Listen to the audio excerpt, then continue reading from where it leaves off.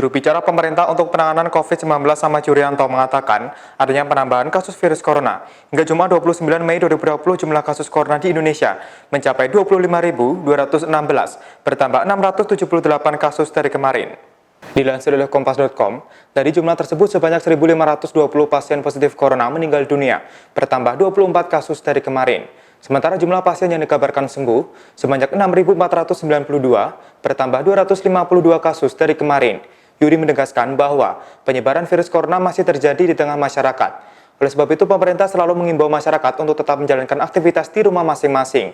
Jika terpaksa harus keluar rumah, maka diharapkan menerapkan protokol kesehatan yang ketat, seperti mengenakan masker, menjaga jarak fisik dengan orang lain, dan mencuci tangan setelah beraktivitas.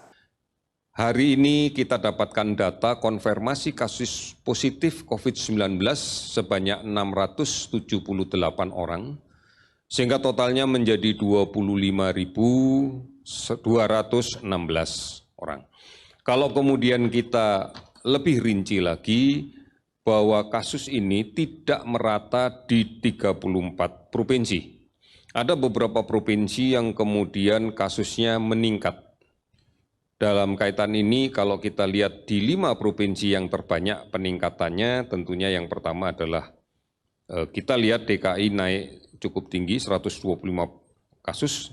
Namun ini bukan seluruhnya pada wilayah administrasi DKI, karena pekerja migran Indonesia yang kembali ke tanah air dan kemudian melalui Bandara Soekarno-Hatta, keseluruhannya kita screening.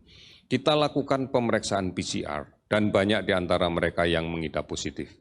Jadi ini bukan gambaran dari wilayah administrasi DKI secara keseluruhan, tetapi juga menjadi gambaran yang ada di pekerja migran. Kalau kita lihat khusus DKI saja, angka ini cukup stabil dari hari ke hari. Kemudian berikutnya yang naik adalah Jawa Timur. Ada 101 kasus pada hari ini di Jawa Timur, namun kalau kita perhatikan dengan angka yang didapatkan kemarin sebenarnya menurun karena kemarin adalah 171, sekarang menjadi 101. Kemudian berikutnya kita akan melihat bahwa kasus yang meningkat cukup tinggi juga adalah di daerah Provinsi Nusa Tenggara Timur.